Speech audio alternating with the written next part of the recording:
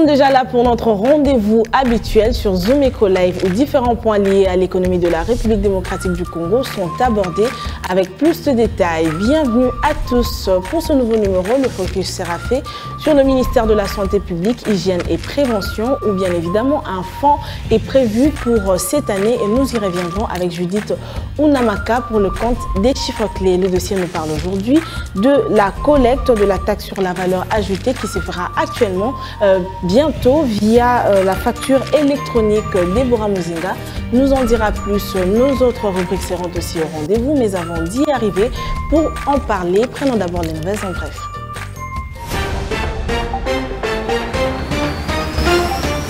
La Caisse nationale de sécurité sociale des agents publics de l'État a enregistré une progression remarquable, estimée à 854%. Son résultat net est passé de 20,5 milliards de francs congolais en 2022 à 243,9 milliards de francs congolais en 2023. Dans un communiqué publié sur son site internet, la CENSAP renseigne qu'à la clôture de l'exercice 2023, l'établissement affiche de chiffres impressionnants, traduisant le pic de ses meilleures performances jamais enregistrées depuis son opérationnalisation en 2017. Piste au détail sur Zoom-Copanet. La production de minerais de cobalt de la République démocratique du Congo est en nette progression ces dernières années. D'après les données publiées par la Banque centrale du Congo, l'industrie minière congolaise a produit 139 838 tonnes de cobalt au cours de l'exercice 2023. Piste au détail sur Zoom-Copanet. La production de diamants en République démocratique du Congo a enregistré une forte baisse au cours de l'année dernière. D'après les données publiées par la Banque centrale du Congo, les industries minières de la RDC ont produit 8,3 millions de carats de diamants tout au long de l'année 2023. Liste au détail sur Zoom-Copanet. Les entreprises gérées par la Direction de grandes entreprises de la Direction générale des impôts devraient procéder à la perception de la taxe sur la valeur ajoutée avec la facture électronique normalisée dès le mois de mai prochain. L'annonce a été faite le vendredi 23 février 2024 par le conseiller du ministre des Finances en charge du numérique, Yannick Kachila. Piste au détail sur Zoom-Copanet.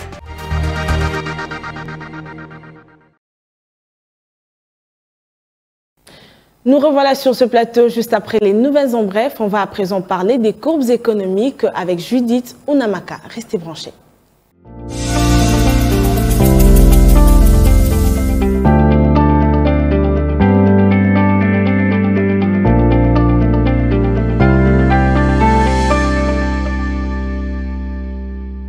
Notre première intervenante est déjà sur ce plateau. Il s'agit de Judith Unamaka. Bienvenue. Merci. C'est un plaisir de vous retrouver une fois encore pour le compte des chiffres. On va commencer déjà avec des détails sur l'évolution du marché de change actuellement en RDC. Les nouvelles réactualisations du taux de change en RDC se présentent bien évidemment comme suite. La Banque centrale fixe actuellement $1 à 2743 francs. Un franc CFA vaut 4,52 centimes et 1 euro se change à 2970 francs. Maintenant, prenons la partie parallèle. Nous avons pointé particulièrement Kingabwa et dans ce lieu circonscrit comme cible, $1 revient à 2700 francs. Un franc CFA vaut 4,60 centimes et 1 euro se négocie à 2980 francs. Voilà, revenons rapidement sur notre sujet principal en ce qui concerne la santé publique, hygiène et prévention pour cette année en République démocratique du Congo. Combien est-ce que le gouvernement a prévu de débourser en sa faveur? Étant donné que la République démocratique du Congo fait face à plusieurs défis sanitaires, le gouvernement de la République démocratique du Congo a prévu dans le cadre de ce secteur, c'est-à-dire santé, hygiène et prévention, une somme qui s'élève à 5 294,7 milliards de francs congolais ont été prévus dans le cadre de ce secteur, représentant 14,52% par rapport au budget général. Alors, pour l'année 2023, le gouvernement avait prévu de débourser 2 794,1 milliards de francs congolais, soit près de 1,3 milliard de dollars américains pour le fonctionnement du secteur de la santé publique, hygiène et prévention. Ce qu'indiquent les états de suivi des budgets de la Direction générale des politiques et programmations budgétaires. Et pour finir avec vous, Unamaka, pour ne pas vous retenir plus longtemps, dites-nous de quelle manière se fera la répartition montant de ces dépenses allouées précisément dans ce secteur? Dans la loi de finances de l'exercice budgétaire 2024, l'exercice en cours, le gouvernement de la République démocratique du Congo a prévu de repartir les dépenses allouées dans le secteur de la santé publique, hygiène et prévention de la manière suivante. L'Institut national de recherche biométrique, INRB, va bénéficier de 500 millions de francs congolais. La lutte contre les maladies va coûter 4,5 milliards de francs congolais. Les équipements matériels médico-sanitaires vont s'établir à 223,5 millions de francs congolais. L'inspection générale de la santé va simuler 2,3 milliards de francs congolais. Les fonds de promotion de la santé va s'élever à 8,1 milliards de francs congolais. Le programme national nutritionnel va coûter, quant à elle, 1,5 milliard de francs congolais. Merci Judith pour ces détails chiffrés. Retrouvons-nous prochainement. Merci à vous, c'était un plaisir.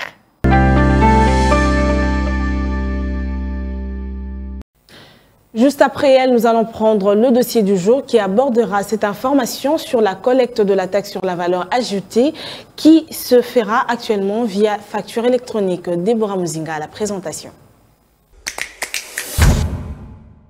Prenons ce dossier avec Déborah Muzinga qui est déjà sur ce plateau avec nous. Déborah, bienvenue. Merci Judith. Alors aujourd'hui, nous parlerons de cette nouvelle que l'on retrouve un peu partout et qui est d'ailleurs une première pour la République démocratique du Congo où on voit la collecte de la taxe sur la valeur ajoutée se faire actuellement par facture électronique. Pouvez-vous nous en dire plus? Alors il importe de préciser que c'est au cours du Conseil de ministres qui s'est tenu le 23 février dernier que le conseiller de ministre de Finances en charge du numérique avait fait cette annonce. Alors, cette facture normalisée est une grande réforme qui a été lancée par le ministre de Finances dans le but comme ça de démonitoriser en temps réel la collecte de la taxe sur la valeur ajoutée. Alors, c'est une nouvelle, on l'a dit tantôt, mais quels sont les avantages de cette nouvelle réforme ou encore cette nouvelle façon de le faire par rapport à la précédente? Alors, pour parler des avantages, je vous proposerai quand même de faire comme ça une petite étude comparative de la manière dont la taxe s'est percevée autrefois et cette nouvelle réforme qui va commencer déjà au mois de mai. Il faut dire qu'autrefois, pour payer la taxe, il fallait nécessairement s'y rendre vers les entreprises comme ça qui sont chargées de percevoir ces taxes. Mais avec cette nouvelle formule, il n'y aura plus besoin de faire ces déplacements. Déjà, à partir de là où vous vous trouvez, peu importe là où vous pouvez vous trouver, vous pouvez comme ça utiliser votre téléphone, vous pouvez comme ça utiliser cette application pour comme ça payer votre taxe. Et il n'y a pas que ça. Il faut maintenant, s'il faut souligner de manière claire, il faut dire que cette réforme vient permettre à l'administration fiscale d'une part d'authentifier via un code numérique unique chaque transaction commerciale réalisée pour les opérateurs économiques qui collectent la TVA et d'autre part d'exploiter les données sur les transactions afin de contrôler les déclarations de TVA et d'évaluer comme ça les chiffres d'affaires de chaque opérateur économique. Très bien Déborah, dernière question avant de nous séparer, dites-nous dans quel cadre s'inscrit ou s'applique cette nouvelle réforme? Alors cette nouvelle réforme portant sur cette réglementation des factures numériques comme ça est la résultante d'un décret qui a été adopté lors de la 87e réunion du Conseil de ministres qui s'était tenue déjà en 2023. Voilà, on se sépare par ici avec vous Déborah, merci encore et on retient donc qu'on a un rendez-vous au mois de mai pour la mise en application de cette nouvelle formule, encore cette nouvelle réforme et on vous reviendra pour en savoir plus sur l'applicabilité. C'est à moi de vous remercier. Suivez-moi tout le jour à travers Zoom Wende sur Zoom Eco Live. Abonnez-vous sur notre chaîne YouTube. Zoom Eco Live, la référence de l'actualité économique en RDC.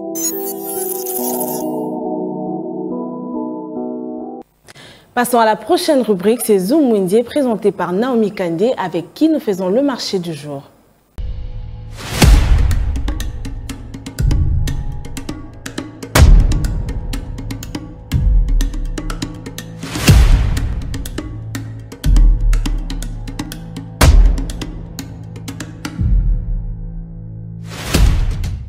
Arrivé à un certain stade de croissance, le nourrisson a besoin d'énergie et de nutriments que le lait maternel ne peut pas combler. D'où la nécessité des aliments complets s'avère être important. Une occasion pour Zoom Wende de vous présenter les aliments nutritifs pour nourrissons. Le prix, c'est tout de suite.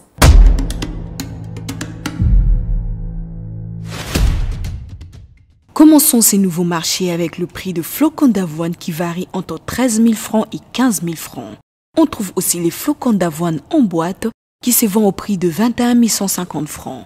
Pour le maman qui nourrissent leur bébé avec du soya, on a pour vous le prix de soya qui revient tout droit de la ville de Goma et se vend à 19 000 francs pour la petite boîte. La grande boîte de soya coûte 35 000 francs congolais. Zoom Wendy a sélectionné pour vous le prix de quelques céréales de la marque Cerelac.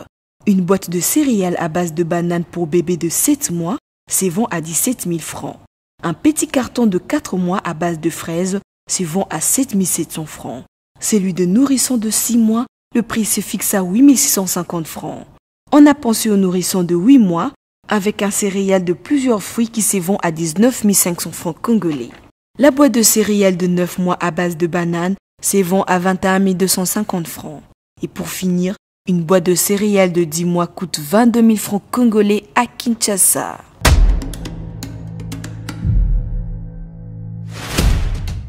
Merci de nous avoir suivis sur Zoom Wendy. Restez connectés sur Zoom Eco Live. Au revoir.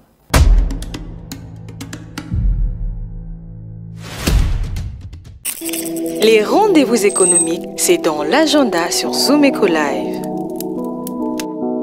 Abonnez-vous sur notre chaîne YouTube. Zoom Eco Live, la référence de l'actualité économique en RDC.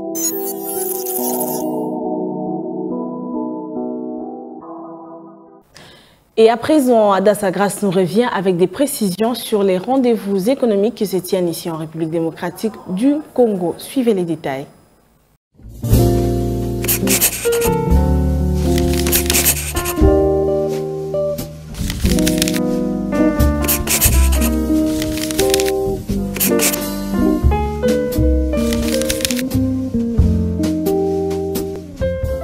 Bienvenue à l'agenda, voici les entrevues du jour. La conférence sur les fonds des pensions et les investissements alternatifs en Afrique, dénommée PIAfrica 2024, tiendra la 7e édition du 28 au 29 février 2024 à l'Intercontinental de l'île Maurice. Abordera le thème suivant, remodeler le marché africain, déchiffrer l'énigme de l'investissement pour la croissance. À présent, Francophone Africa Business Summit FABS 2024 est prévu du 28 au 29 février à l'hôtel Pointe à Lagos au Nigeria. Cette première édition abordera le thème suivant, investir en Afrique francophone, feuille de route et opportunités. Et pour finir, rappelons que la Fédération des entreprises du Congo et le ministère des Finances ont débuté ce mercredi 27 février une nouvelle session sur clôture de compte annuel, mise en œuvre et examen de difficultés comptables et fiscales. Ces assises se poursuivront jusqu'au 29 février prochain à Kinshasa. Merci de nous avoir suivis. Au revoir.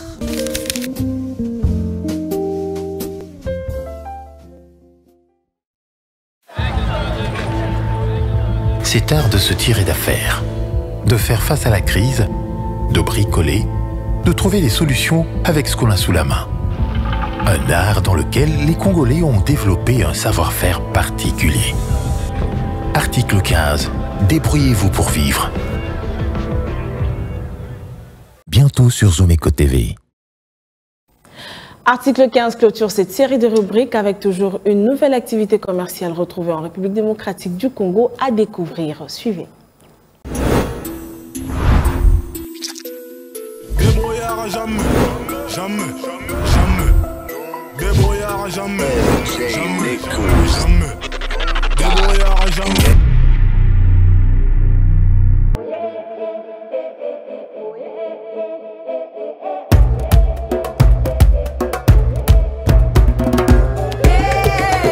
Ngai artiste soit na Willy, artiste soit na Willy nazali na limité a na 7e mairie. Oui, zali zando abiki ko tozo sala pe toza koteka, kotana mesa tozo teka.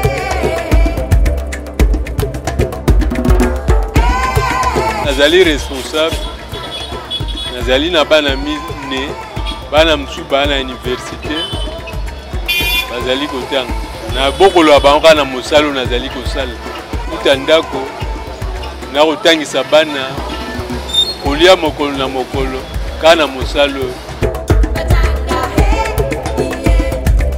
Ndenge na bani mosalo nazali kosala vraiment bakoko so lekelinga mingi. Tala nde tozali awa mona touriste ezali te tobika mingi soki touriste ezali nde bayaka kosombaka biloko touriste ezali te baparisien ndenge bayaka omwale mosu asombi 2 pièces soki asombi bapièce ebele na aéroport bazotungisa ye omona babaye kosombaka biloko ebele sombaka 2 pièces akopesa kado na poto kuna alors lokwa touriste eza te tokovivre na pasi.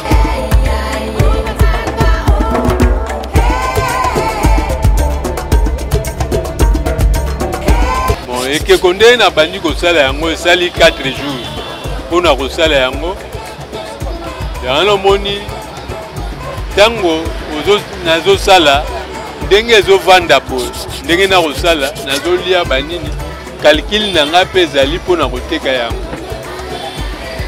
dernier prix nango ezali na $50 prix wana ezali prix ya atelier ndenge tozali kosala awa $50.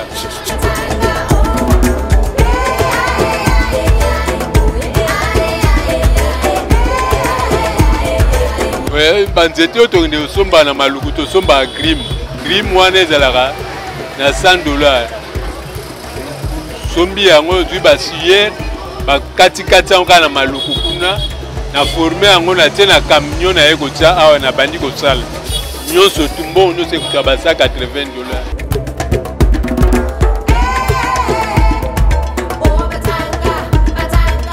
grime moko neti bapiese ya mike boye bimisa eta mwa 40 pièces ba 60 pièces ba 40 ba 60 pièces ya mikebo mbongo na bimisaka sa $70 wana donc soki nasali biloko ya boye naganyaka donc naganyaka eta ba $600 po marché eza te eza lent.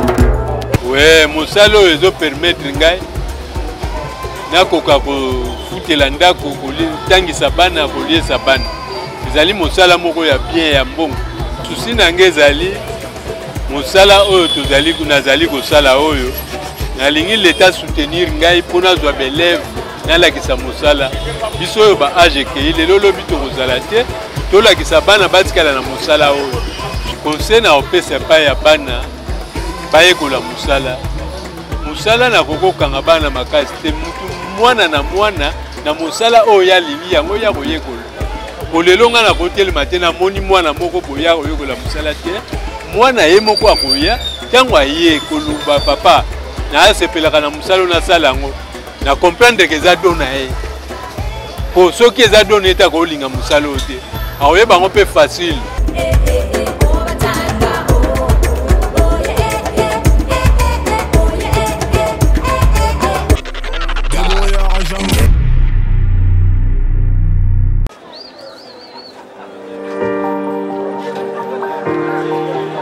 Détails du marché, nous avons appris à vous connaître, à vous comprendre et vous apporter plus de lumière.